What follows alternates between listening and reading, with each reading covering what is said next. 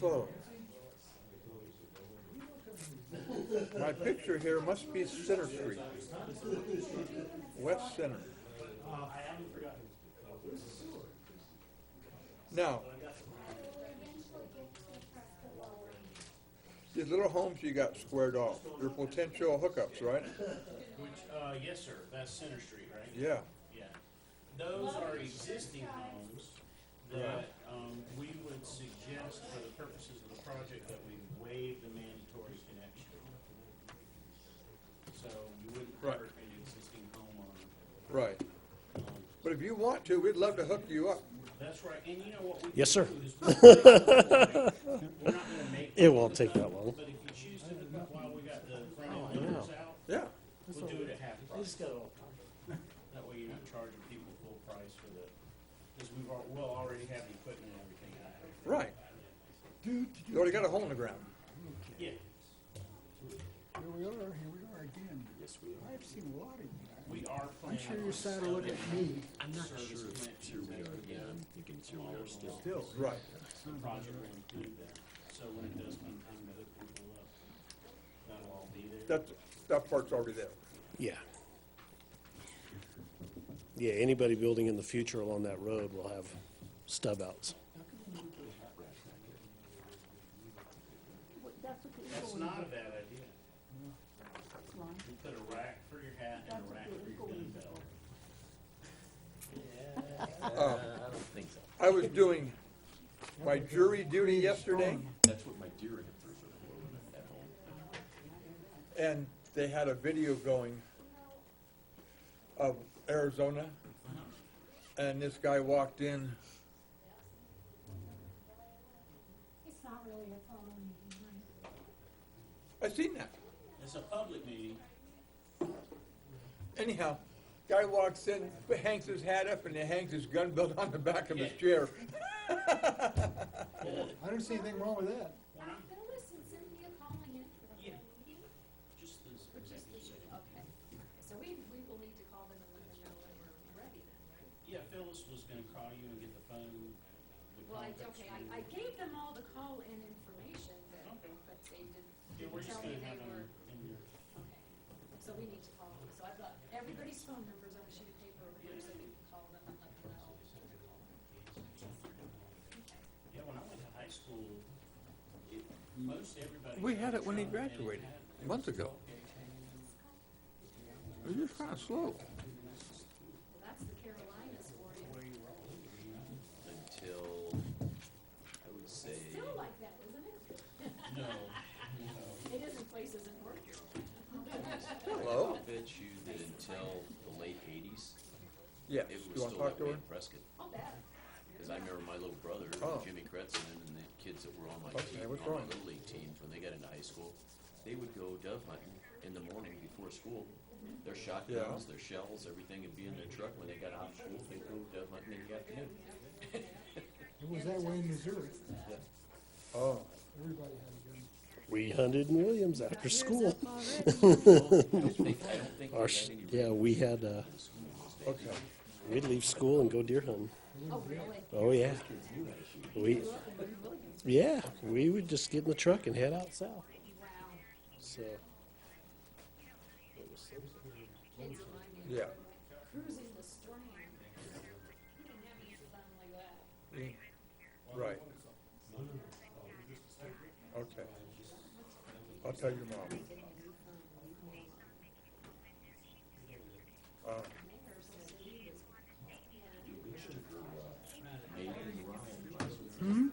Yeah, Oh, now? okay. Here or California? Oh, Washington.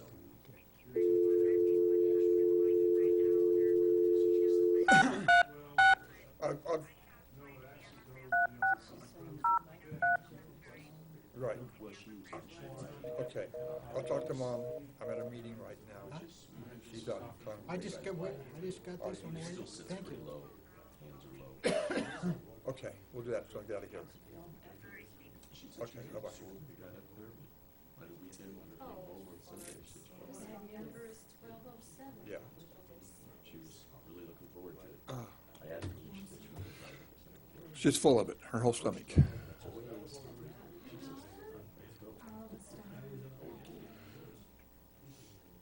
So, she's got her mammogram tomorrow, Karen, and then she's going to go up there. Do you want to go with her? She'll take care of it for now. She'll front you.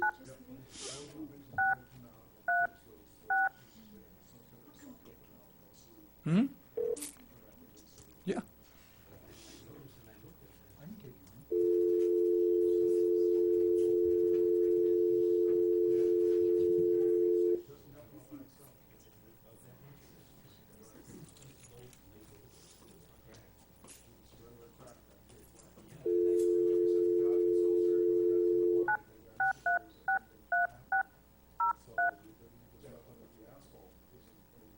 Thank you for calling. Please enter your conference ID.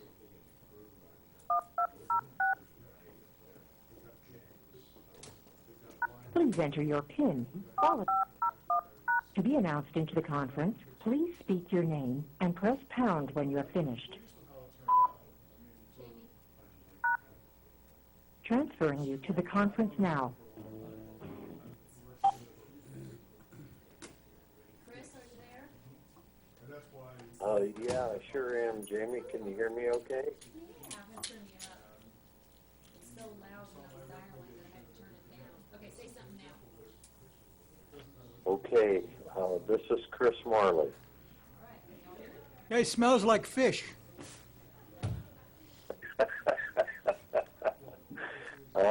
Thank you, Chief.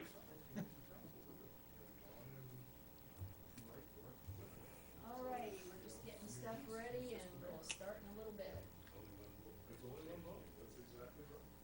Did she just have surgery today? She's had problems keeping food down.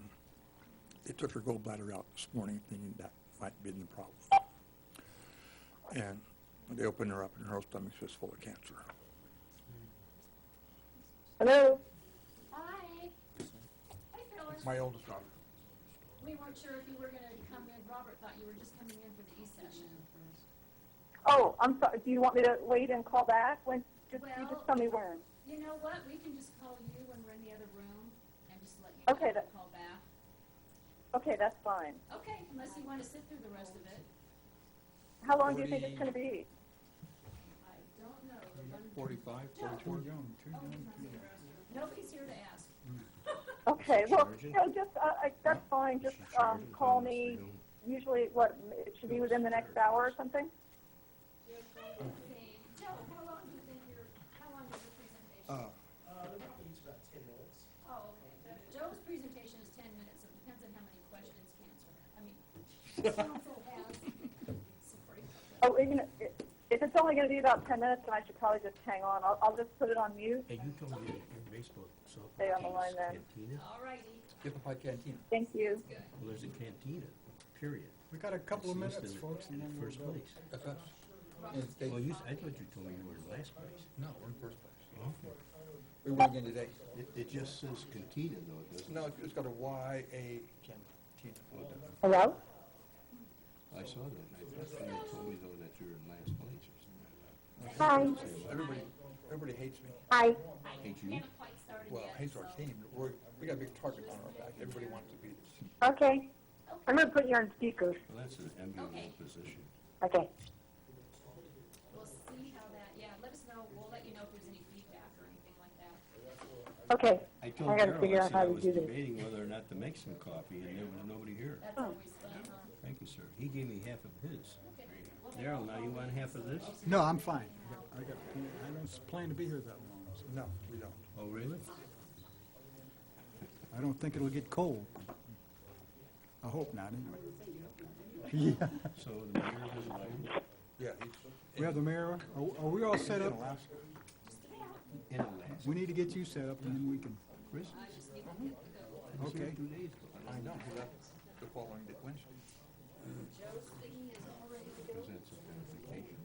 Yeah, Everybody ready? Salmon's running. Salmon's running. I'd like to call this meeting to order. This is the Town Council Study Session, Thursday, July 16th, 2015, 6 p.m. I'd like to Have a roll call, please. All right. Councilmember McKee. Here. Councilmember Turner. Here. Councilmember Wojcik. Here. Councilmember Best. Here. Vice Mayor Croft. Here. And Mayor Marley. Here. All right. All on board. Okay, let's go to the second item on the agenda is presentation and discussion regarding proposed USDA loan refinancing. Joe Duffy. Duffy. I like this. Joe Thank you, Vice Duffy, Mayor Finance Croft. Director. Thanks, Jeff. We've put together a brief presentation this evening, really to discuss the entire project, the USDA refinance. I thought I'd start off first, though, and we've been doing loans with, we did our last loan at the wastewater treatment plant with WIFA, but I thought I'd take just a second and talk to council and just remind you of the reasons why we select WIFA and why the town goes with them. One of the primary reasons is that WIFA offers subsidized interest rates, and WIFA looked at our demographics, our population, our median income, and all those types of things, and has determined that Chino Valley qualifies for a 20% discount in their rate. So if they give us a 4%, if the market rate is 4%, we get 20% off that, so we'll be around 3.2%. So we save money on the interest rate right off the bat. We also have, we qualify for forgivable principal, which is essentially a grant. So like with the wastewater treatment plant, we save $478,000. And with the Prescott acquisition, they're estimating that we're going to save $636,000. So we're doing the projects, but having money lopped right off the top, and we don't have to pay that money back. So it's free principal money. That, combined with the discount interest rate, makes it really cost effective. WIFA allows borrowers to fund a reserve fund for 5 years instead of financing the amount up front. Typically, if you borrow with other lenders, including GATA, you have a $4 million project, your debt service is $250,000 a year, you have to borrow $4,250,000, and sometimes it's higher, it could be like $4.5 million, and you put that $500,000 away in a reserve account, it earns interest over the time. Well, WIFA doesn't require you to borrow that money, you don't have to pay it back, you just have to fund it over 5 years. And WIFA also encourages borrowers to have a repair and replacement fund, and it really depends on the loan, what we're borrowing, that they'll do that. Our wastewater treatment plant, they waive that requirement for us. But on the sewer extensions, the 2 loans we have with them, they asked us to do it. So one of the things, I don't know if I've been perfectly clear since I've been here, is here's the 3 existing WIFA loans that we have. We took out one in 07, 08, and then the last one in 14 for about $9,400,000. We currently owe a little less than $7,400,000. But if you look off to the right, that's our required reserve funds for each of these loans. And we have fully funded the 07 and 08 reserve fund of $455,000, and we have 5 years to fund the $181,000. So we have $455,000 in the bank, earning interest right now. Now, we also are funding the repair and replacement fund, and so far we've funded $112,000 or $268,000. So we have almost $750,000 sitting in the bank to cover if we have an emergency and something happens, we can definitely cover a year's worth of debt service. But we also have $268,000 at the end of June 30 that we can use for an emergency repair on the sewer system. And we're going to continue to shuffle or fund that money at a clip of $112,000 per year until the loans are paid off. And the idea with WIFA is if we have a major failure in, let's say, the wastewater treatment plant or our lift station or something like that, that we don't have to go to them and borrow money, that we've put this money aside. It's really not budgeted because I'm just moving cash from the cash account to the LGIP account as a special savings account, so we don't really spend the money, so we don't have to budget for it. But I just wanted to make you guys aware that we are putting money away every year for that emergency repair. And we will cover our, at least 1 year's of debt service. So we have a little emergency cushion. Yes, sir. A question. The WIFA loan in 2007, 2008, what were they for? Why did we borrow the money? They were for the Chino Meadows sewer and project. So these are all sewer-related loans. Yes, sir. So what we're looking at in the project that we're proposing is that we refinance our USDA loans. And this was actually the same Chino Meadows project, the loans we took out there.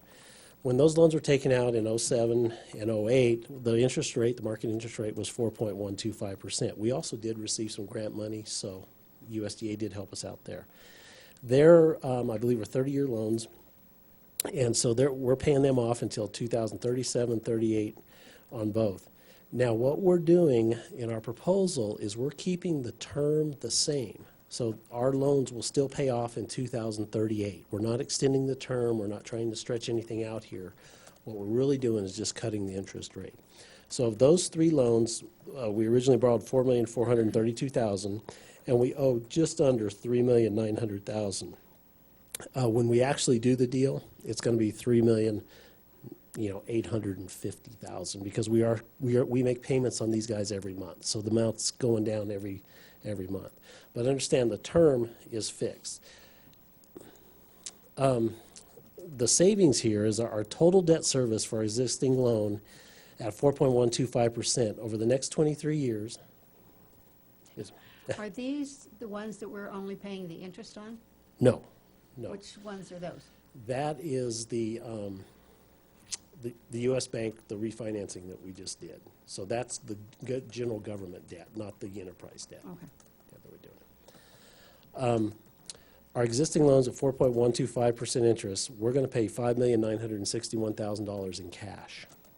If we refinance at 2.45%, and I do want to say that that is an estimated rate. Our last rate with WIFA was 2.1%, so we know rates are probably ticking up here, so we're estimating that we're a little bit high. We hope to be under that. We'd like to be at 2.1, but the reality is we're probably going to be pretty close to that rate.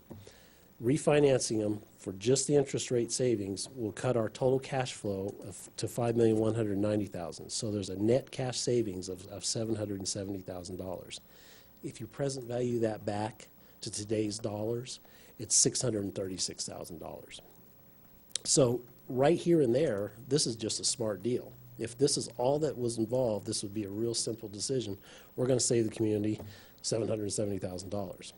The kicker is that WIFA requires us to take out new money to refinance existing debt. They don't require us to take out a lot, but they have to do a new loan, and their covenants require them to do a new loan with new money. So we have to come up with a new project.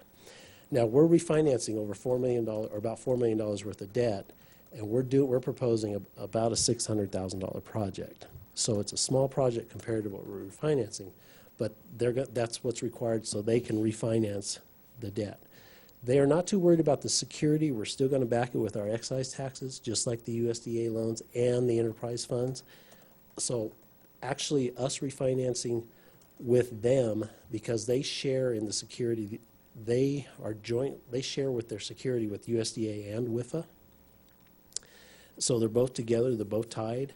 So for WIFA, having the debt being less and the debt payments being less on another, even though it's another person's debt, it's better off for them because it's easier for us to make the payment. So the total project is, and essentially the project is extending the sewer line up Center Street to the Molly Ray subdivision. There's 106 lots there. I think there's 4 homes that have been built, total of 102 lots that are on a dry sewer, and it's connecting that sewer to our system. So as those homes build, they'll add on. Ron has projected design of $50,000, construction of $510,000, and about $10,000 in closing costs. The new debt service on that loan to pay that $570,000 back over 20 years, and we're going to keep this at 20, not 23, like with the refinancing, is $717,000. So with the savings of the 23-year loan, yes, ma'am. Going back, why do we have to have a construction fund design of $50,000 when we have an engineering staff that can do the job? I'll let Ron answer that one.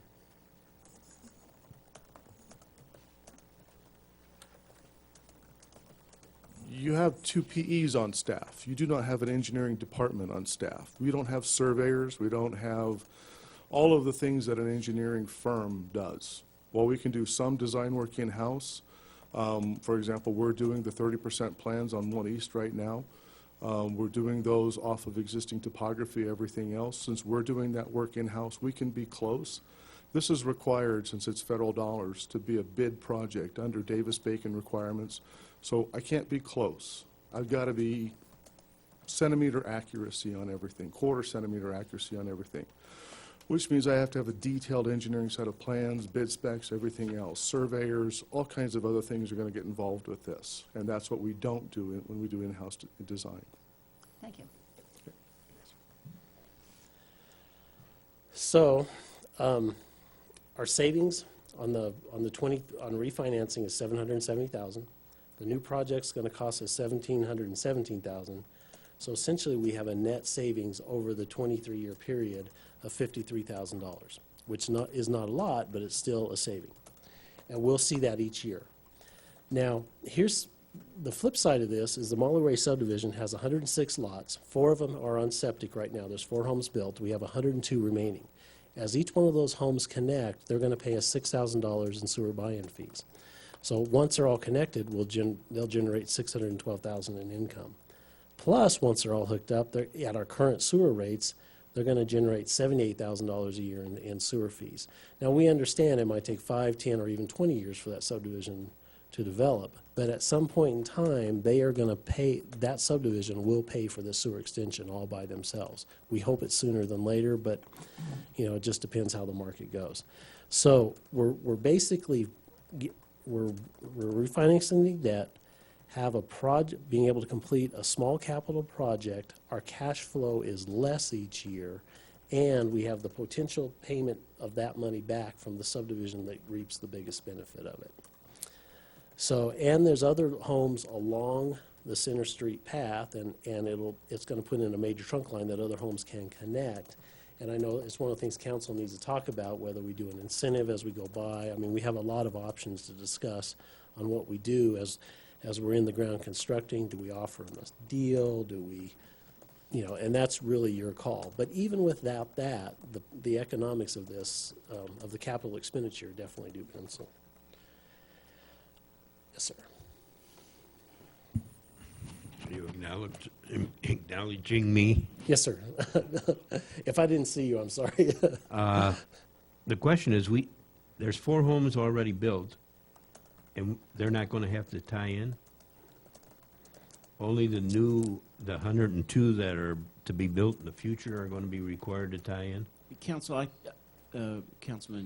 Wojcik, I think that's something that the council needs to wrestle with. If we were to propose a project like this, I've heard from some folks who are sensitive to the mandatory connection policies that we have and the financial damage that may do to some of the existing homes along the way. And so if this project were to move forward, I would expect council to issue direction to staff on whether we would waive the connections, the mandatory connections for those existing homes, or whether we would offer a discount incentive while construction's active, that maybe you can connect for half price while we're installing the lines. I think that's a discussion that council needs to have and direct staff on how they want us to treat that. So what are we waiting on? Well, we need council's authorization to be able to conduct this refinancing and begin moving forward on the construction project. So we wanted to try and answer questions and provide information in a study session format so that hopefully this could come to you on July 28th for consideration and potential action. But it looks like from the chart here that the 4 houses that are already built are going to be exempt.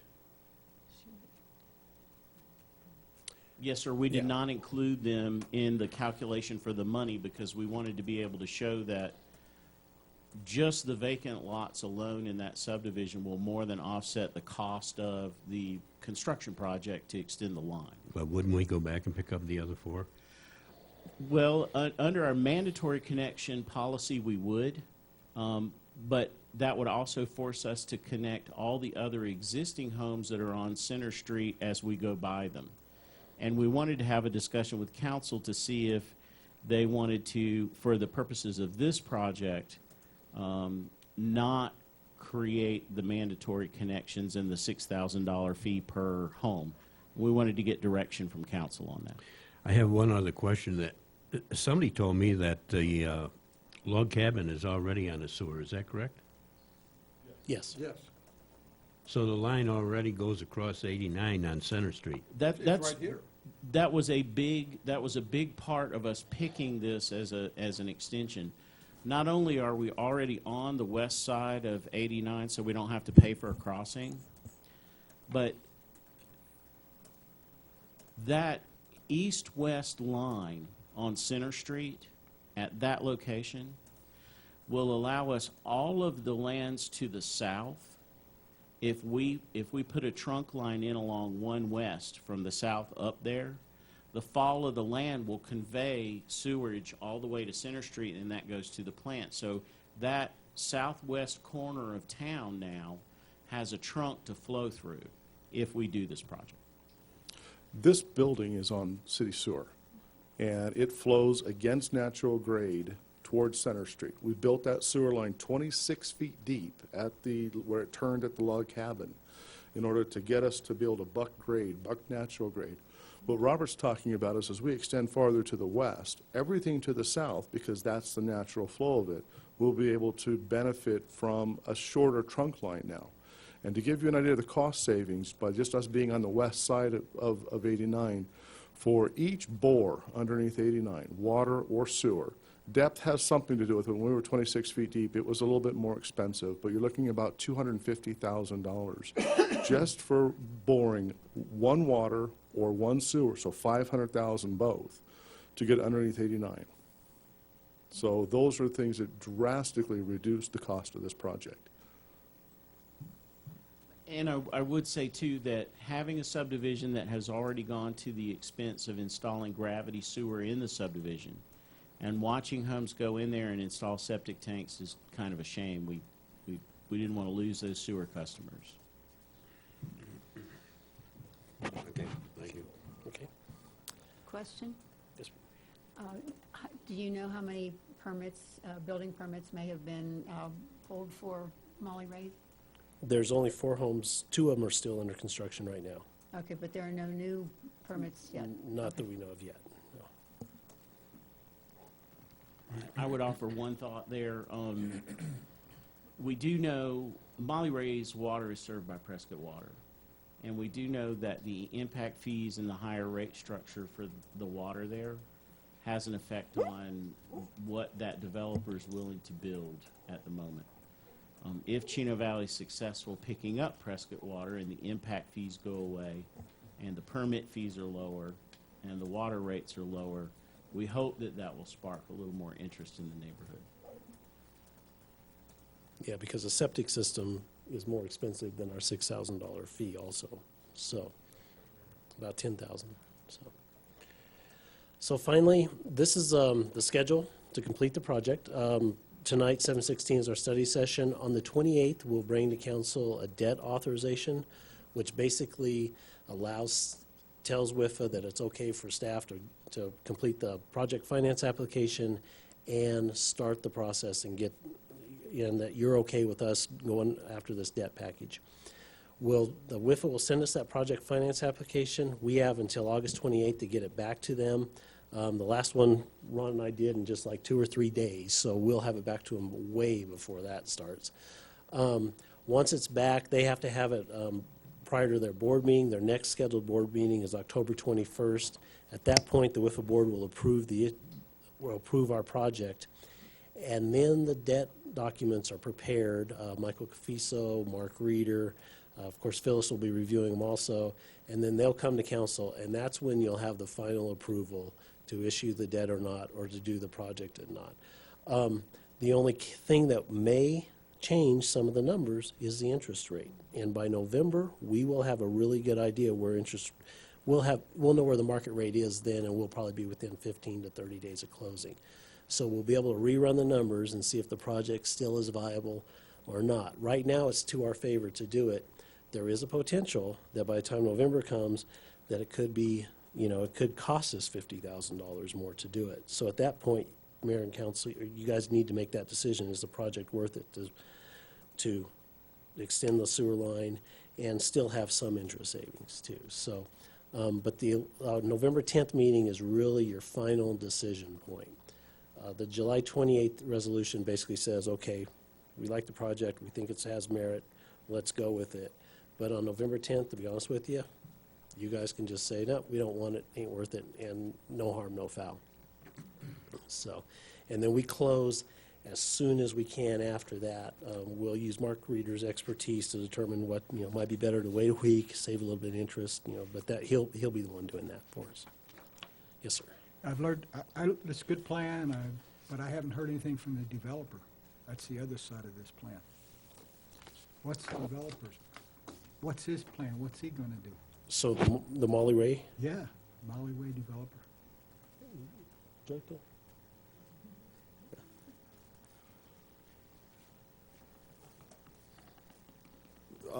Since Tim Peterson is the name of the developer behind the Molly Ray subdivision, he's already incurred all of the costs to putting in the dry sewer.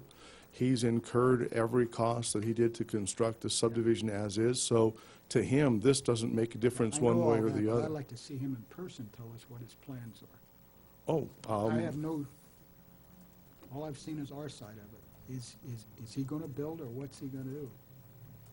I would like to see him come to the council to a meeting and tell us what his plans are, what he envisions. we certainly could extend an invitation. Since he's got an approved subdivision, everything's set, ready to go, he can move forward whether this project moves forwards or not. We can certainly extend the invitation and see Still what his haven't answered my opinion is. question. Sure. What's he, Be happy to extend him What's his his plan? invitation and see if he would like to be here on the 28th to speak to this. I talk to Tim probably once every 6-8 months, and he wants to know where we're at on other things, so I certainly can extend the invitation to him. I'm sure he would be happy to speak to council. He's under no obligation to do anything. Right. And the town's under no obligation to do this either. He already has spent a considerable amount of money out there, and it could sit fallow and not move at all. There are other benefits to the system, to the town's system, than just the houses that he would build, it being a trunk line out there. But I hear what you're saying. We'll be happy to issue an invitation. I don't know if he'll disclose his future plans to council or not. I'd like to see a body come before us to. I will tell you, just knowing that a residential septic system costs 10 grand versus our connection of 6 grand. Each home, he will get, it won't change the market rate, because market is market is market. But he will still, he will have a better product to sell. As Chino Valley moves forward with the acquisition of the water company, our rates are so far below Prescott on connection fees, monthly fees, everything else. He will see a much better product as the town moves forward with all these different actions. It will, I don't want to say save him money, because it still is what, he sells a home at what market bears. But it does give him some ability to absorb other costs. If we're saving him $10,000, $12,000, $15,000 on the utility side, then he can choose, do I want to sell the house to Mr. Turner there for $10,000 less? I mean, those are his choices as a developer. So those are things that he can certainly speak to. Okay. And I'll give him a call here on Monday Sure. and extend the invitation to him. All right, thank you. You bet. When you say there's a dry sewer, explain what that is. When they built the subdivision, they built water lines in the ground that connected to the city of Prescott system. And they designed a gravity sewer system to flow out to Center Street. And that sewer system was constructed, and it's capped. It is just sitting there in the ground. They put out stub outs to every single house. They're marked out there where all those stub outs are. There's a large PVC pipe that sticks out of the ground, and that's where the stub outs are at. And it was all predicated on the town extending sewer at some date, since that subdivision came in 5, 6, and 7, right in there. So the economy was cranking, everything was sweet and wonderful, and then 8 happened, and everything just crashed from that point on. So it's been sitting fallow, and since you can obviously see, since he's got 4 homes already under construction, he's seeing some increase in interest in his property. Since we didn't have sewer available, we told him, build a septic system. That's the way it's there for you. That's why you have an acre development there, so you don't have those separation problems. And so that's what they've been doing, and again, it's about 10 grand per lot that they're incurring. The market is still such that he can bear those costs and still sell the home at a profit, or whatever his profit margin is. But now, this will change that dynamic a little bit for the better. Yeah, I just wanted to get that explained, that everything in this subdivision is ready to go. Already If this go. line comes up there, it ties into a main line, and every home in that subdivision then has the ability just to tie right in. And you don't even have to go out on the street. You literally, Right. the service connection goes up to the property line. So you do everything on your lot line, and you just connect right there into that pipe. Okay. Council, if I might, the reason why staff likes this project is we are guaranteed at some point in time that 106 people will be using that line. If we put that line out there to that neighborhood, they have no choice. They have to use the sewer. Now, the 4 homes that are already there, we need some instruction on that. But that guarantees us 100 customers. That 100 customers pays for the cost of the project. And what are we talking, a half a mile of sewer main? No, it's more than that. It's like 3/4 or so. So the town winds up with 3/4 of a sewer main that'll drain the southwest corner of town at no cost, because we know that that one subdivision will offset our cost to do this. The other reason why we like it is we can't refinance the WIFA thing without taking out a small loan. And we were looking for the best bang for the town's buck, and we think that this is probably it in terms of all the projects that we could come up with. We certainly looked at alternatives. For example, coming down Perkinsville Road and crossing 89. But the minute you get into 89, you're looking at $250,000 just to get from the east side to the west side. And those just started to inflate the project into the multi-millions now. And then you've got to have so many more customers to connect onto it. It just didn't make sense. In addition, the council has discussed the idea of going to a voluntary connection or doing something with mandatory connections. This project offers a springboard into that discussion, as Robert's talked about over and over again here, and it gives you a nice little consolidated area that you could even just do a small resolution just to exempt it from this one project if you want to, just to see how the whole thing's going to work. So the project really gives all kinds of different options for the council to consider, so. Looking at tomorrow, whether Molly Ray hooks up or not, having sewer on the west side is a positive thing. Yep. We can go ahead and run it down one west and start tying in more people. And the more people we have paying for the sewer plant, the better it is. Yep. We've all talked about that. And we could freeze the rates or leave them where they are, or even lower the rates, because we will have more people paying for the same sewer plant. So I think it's a positive thing, whether it's today or tomorrow. It can't hurt the town. Any other comments? Yeah, is there going to be, with the involvement of making this decision, is there going to be any kind of public meetings or anything where we actually hear, I mean, are we going to talk to anybody going up Center Street? Is there anything that is a necessity? Is the town planning on doing that? No. It's not Okay. required, but if the council were to not modify its current policies, Robert has a slide showing the number of homes that would be required to tie in. We've gone through the 28. analysis to show, 28 homes are going to be required to tie in. So you may have 28 seats filled here, or 52 if they bring their spouses, 56. Those are the things that your actions will direct what the populace's And, response is. You know, as we go through the process of bringing the project to you, you know, our staff report on the 28th is going to recommend that you consider waiving the mandatory connection for those existing residential homes, those 28 homes. Because the Molly Ray subdivision by itself pays for the entire construction project. Now, it doesn't pay for it today, It pays for it over time. They have to sell lots and build homes. But eventually, that pipe will be paid for by Molly Ray all by itself. And that little fact is one of the massive differences between all the other sewer projects we've done.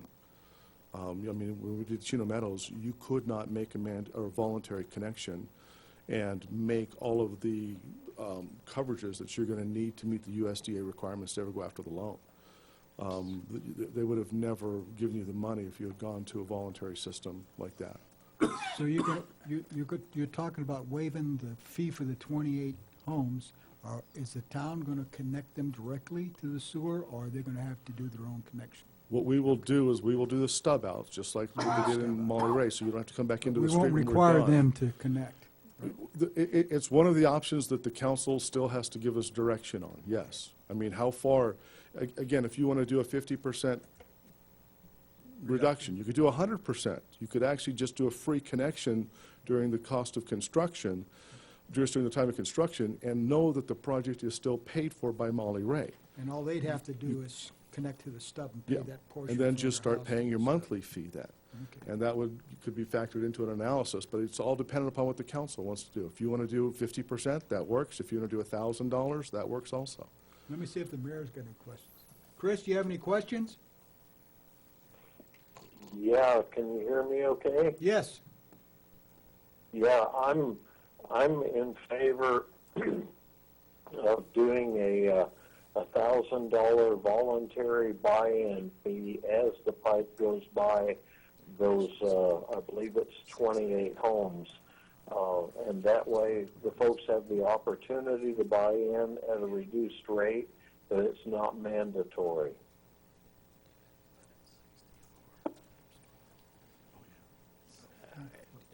I'm thinking that within the next 2 weeks, that we probably need to have maybe another get-together on this, because it seems to me that before we decide that we're going to yay or nay this project, we should have a pretty good idea of what everybody's willing to do so that the public knows what we're willing to do.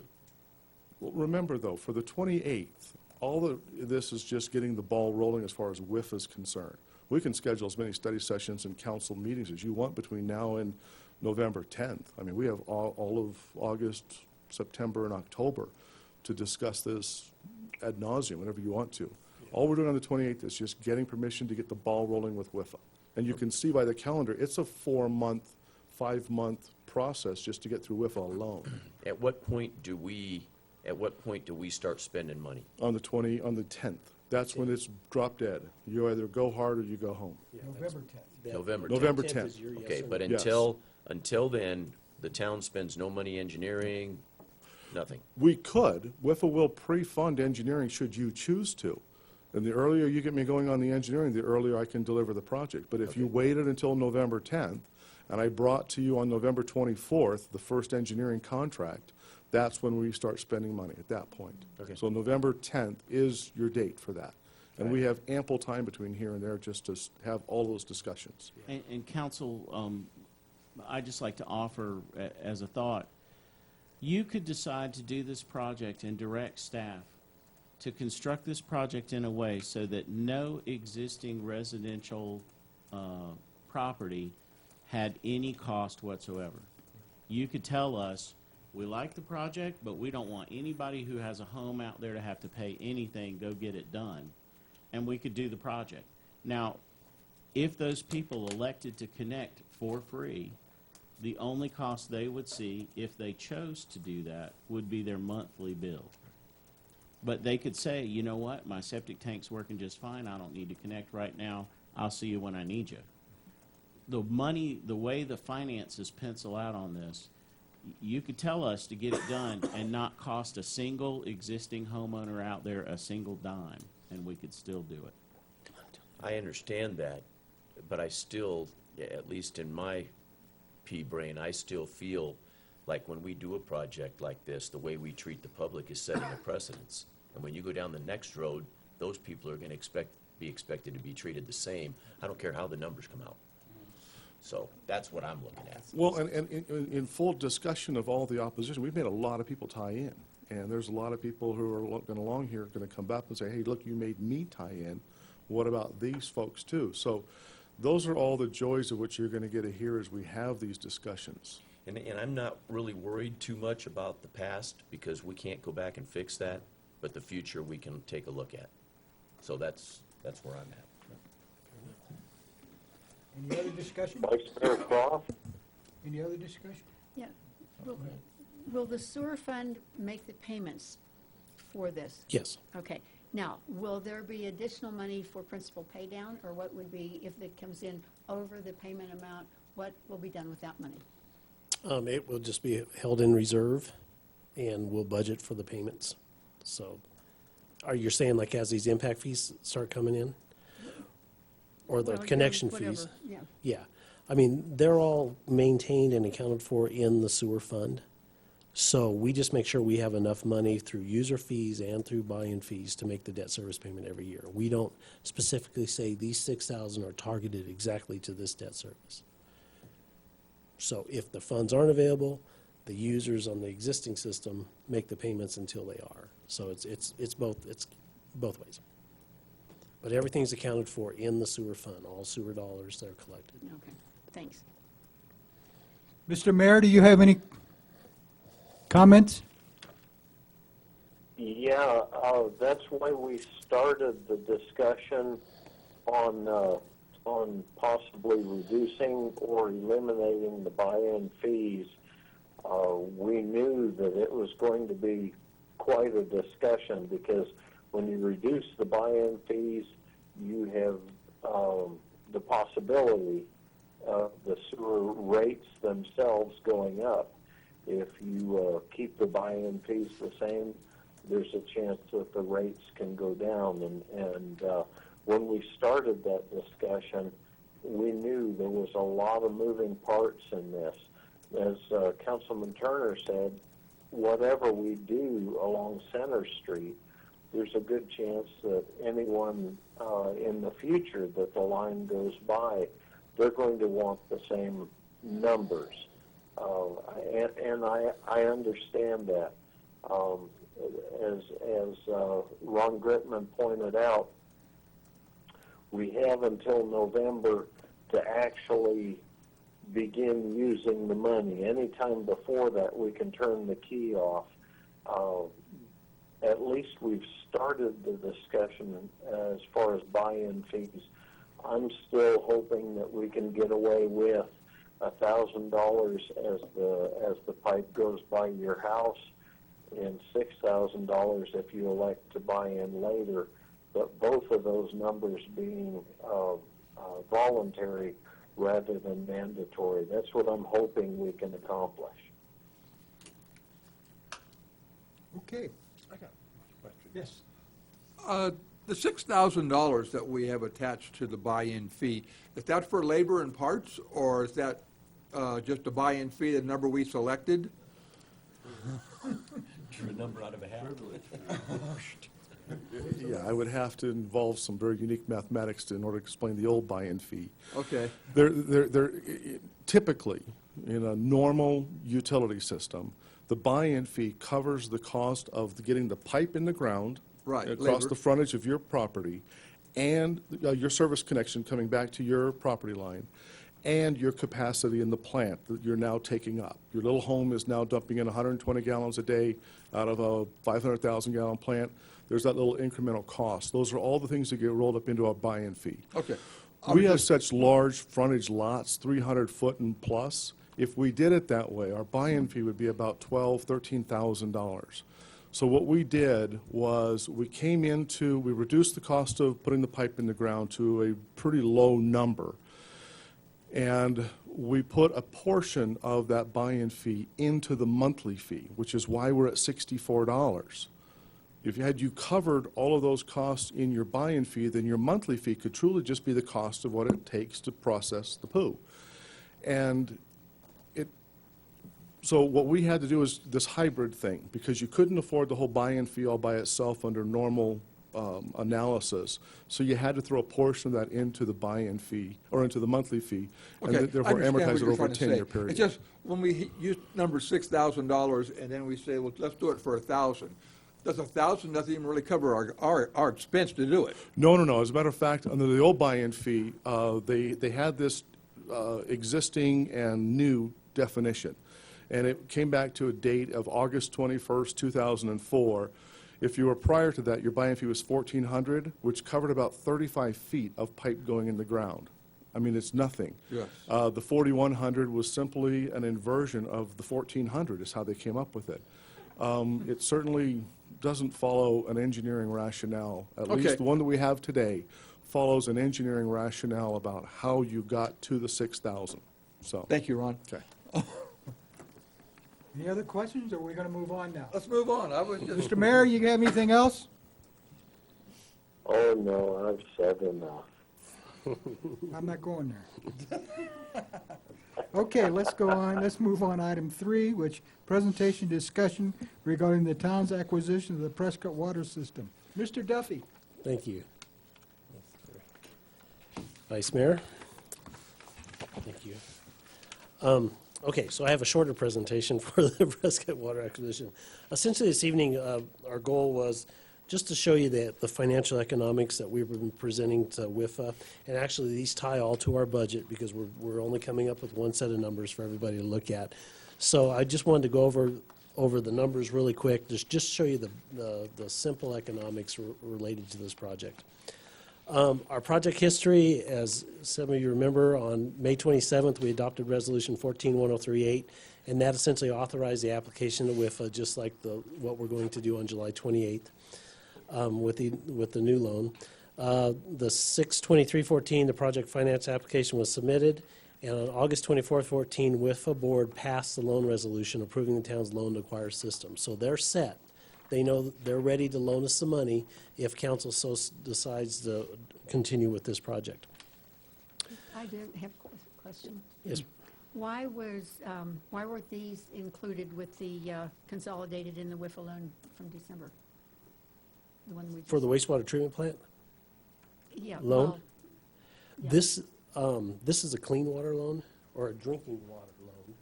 The wastewater plant was a clean water loan. So it's a completely different set of money that they pull from. Okay, so we could not have consolidated? No. Okay. No, they have to be separate funding sources. One for sewer, one for water. And sewer is clean water. Doesn't make sense. Yeah, but engineers named the loan. The accountants didn't do that. Yeah. The Prescott Water Acquisition Project, this is the information we submitted to WIFA. We have an estimated Prescott acquisition of $3,145,000. Our Public Works Department has estimated all the connections and improvements that need to be made are $1.1 million. We have $300,000 for the Wilhoit acquisition and about $65,000 to issue the debt, Mark Reeder, Michael Cafiso's firm. So total project of $4.6 million. The good thing with WIFA, though, is they have committed of that $4.6 million, they've basically given us a 14% discount.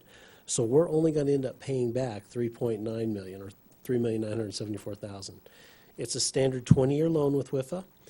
At this point, we estimate the rate would be 2.1%. It's probably going to be a little bit higher. Again, the last project was 2.45%, now 2.1%. So it's going to be somewhere in that range as our best estimate. And our annual debt service will be $256,000. What we did is we had economist.com. They did a valuation analysis in October of 2013 and thoroughly evaluated the Prescott system, how it relates to their system, plus all the accounts within our community. And it was pretty easy to extrapolate what the average customer was and what they use and how they broke out their customers. They broke them out into all the different types of users. So I was able to take the total number of customers of 656 at their point, they're getting almost $48 per customer out of them. So they're generating $454,000 of revenue per year out of their customer base. With our rate reduction, and it's really calculated to 32%, not 30%, because we had a little bit difference in the rates. So, but essentially it's that 30% reduction. If those were our customers today, we'd be generating $309,000. And we added another 100 accounts for the Wilhoit, thinking about $33,000. So a total of 756 customers. We're estimating that we're going to bring in about $342,000. Now, the things that have changed since October of 13 is, one, there are more Prescott customers on the system. A couple of them are in the Molly Ray subdivision. And we have added more customers. We've had growth in the last 2 years. So we have, so the numbers are a little bit different, but actually they're a little bit better. They're giving us just a little bit more of a buffer. So we took that number, and what I did is I have the actual 14-15 here, and what we did with WIFA is we wanted to project our cash flow. And so we assumed that we started the year with $0, and with that, the Water Enterprise Fund generated this year, and these are actual 14-15 numbers through June, of $508,000. That is probably 10% better than what we originally sent to WIFA to project because of the additional growth in our system. Our system's doing just a little bit better. Operating expenses of $546, about $80,000 of that, well, $60,000 to $80,000 is the legal fees that we've incurred getting ready to acquire the Prescott system. So if you look at the operating expenses next year, they're going from $546 to $483, and that's just the legal fees that we're spending. So in essence, before debt service, we had a negative cash flow in the system this year of $38,000. Now next year, if we acquire, and this is just a scenario, this is assuming on January 1st we turn on all those Prescott accounts. Well, we know that's not going to happen, but assuming that does, what we did is we took a half year's worth of revenue, our new system revenue, that we essentially calculated back here. So we've added 171, and then 16-17 is the first full year, and we increased it just a little bit because we know we're adding accounts. So with those assumptions in 15-16, we believe we're going to have 180,000 for debt service, and in 16-17, the first full year, 335,000 available for debt service. Running those same numbers across the top, our debt service in the first year is going to be half because we're only borrowing half. You know, they don't charge us the full year because we borrow the money throughout the mid-year, and I'm assuming we're going to acquire it, January 1st. What WIF is really concerned about is our debt coverage ratio, and that's how much cash we have to cover the debt. And they require a 1.2 ratio. Next year, the 2.58 is what it'll be this year, but next year, the first 4 year, we're at 1.3. So we definitely have plenty of coverage to do it. Unfortunately, because the town's water enterprise system has not made money, they're still going to require an excise tax pledge. But if we can demonstrate for 3 to 5 years that we're making that debt service coverage and we don't need, then we can release that pledge and use that for future borrowing, which is just a smart thing to do.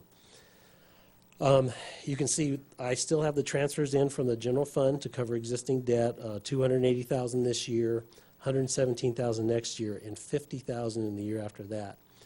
We don't need that much money coming from the general fund at this point. However, you got to understand the Water Enterprise Fund has zero cash. So we need to build their reserve before we take them off the general fund spigot. We need to build that up a little bit so the Water Enterprise Fund has enough of a cushion to at least start out with, and then as they become profitable, then we can talk about how we're going to pay the general fund back. So to graphically show this, in 14-15, you can see the blue being the revenue, the red being the expense. You can see how we've been operating in the red every year. The first half year of operations, we actually break even, and the second year, our first full year of operations, we're assuming we're going to do just a little, essentially break even. That's assuming no new accounts. That's assuming just being very, very conservative, both on our revenue and of our expense side. I know with just Ron, the Public Works Department's history in the sewer enterprise plant, I believe that first full year we'll be making money. Because we have two things. I mean, they'll really control the expenses, but we're also seeing some housing growth. The green line shows how quickly that that's the amount of money that we're getting from the Capital Improvement Fund to subsidize the water. And you can see that's going to zero pretty quickly. So by by fiscal year 17 and 18, we'll no longer need to transfer any money in from the general fund. So the economics, just based on the number of accounts and what we're doing, makes sense. Now, the Wilhoit acquisition probably won't happen before we borrow this money. But there's that $300,000 buffer I think we should leave in there because we know Prescott's probably going to adjust the evaluation since it was done on October 13. They have a few additional accounts added on. Those accounts are probably worth a little bit more, and I think it'll give it just a little bit buffer. Now, with WIFA funding, if we, they authorize us to borrow up to a certain amount. If we do not use all those funds, we don't get the money until we've spent it on an authorized project. So if they authorize $4.5 million worth of debt, and we complete the project for $4 million, we only pay back $4 million on it. And we can only spend the funds on what it was authorized by you guys in the loan documents. So having that extra buffer in there, I think is just a smart thing to do, just in case. But we won't spend it unless we absolutely have to. So, and with that, that's all I have. Questions? Questions? I'm good. Can you explain the excise tax you were talking about? Is that basically a bond? It's a guarantee. And it's how the town has guaranteed really all of its wastewater debt up until this point, plus all its general government debt up until this point.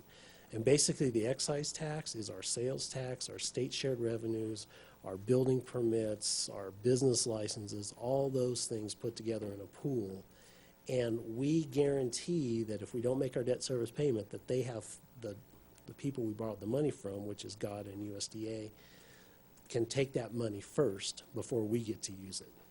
And they can even intercept our state shared revenues before we see them. So it's really the guarantee. It's, if you go out.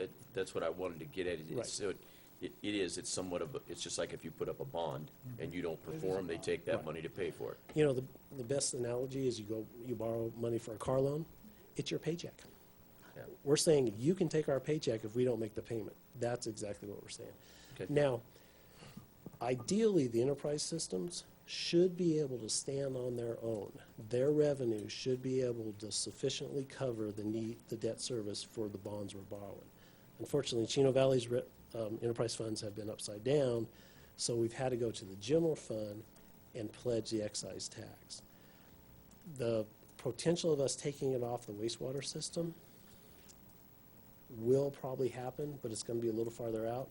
The water system right now, its debt is not secure. Well, there's like $600,000 we owe that's secured by excise tax.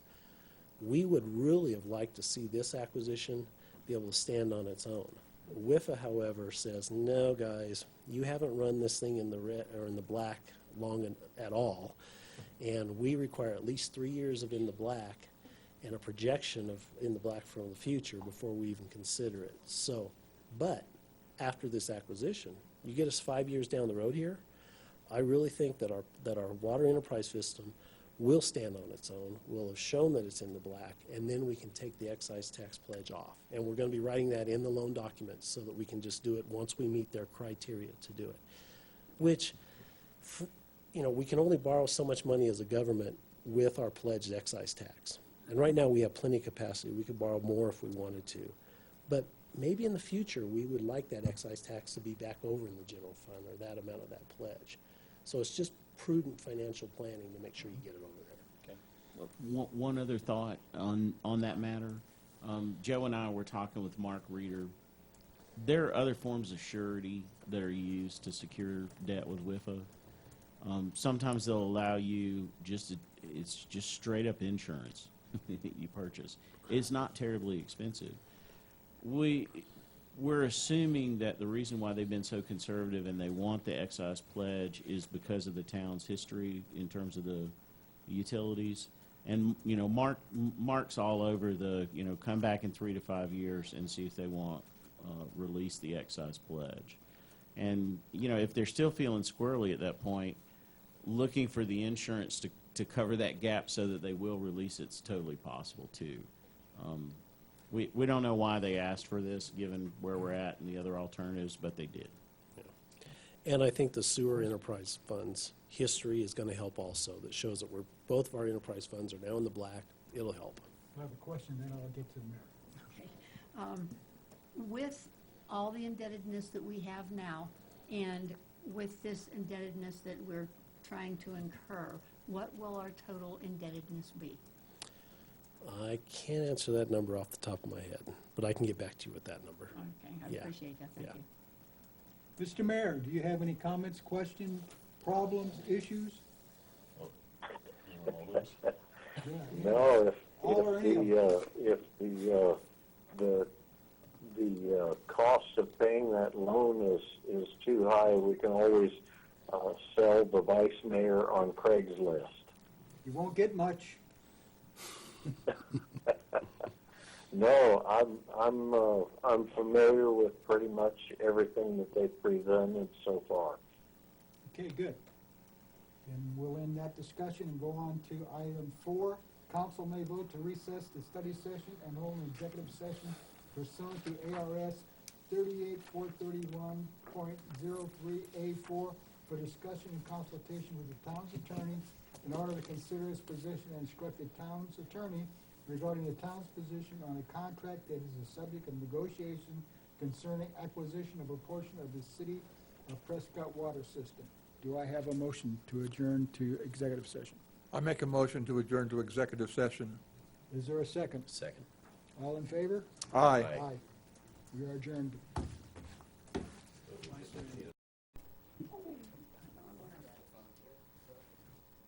He's still here.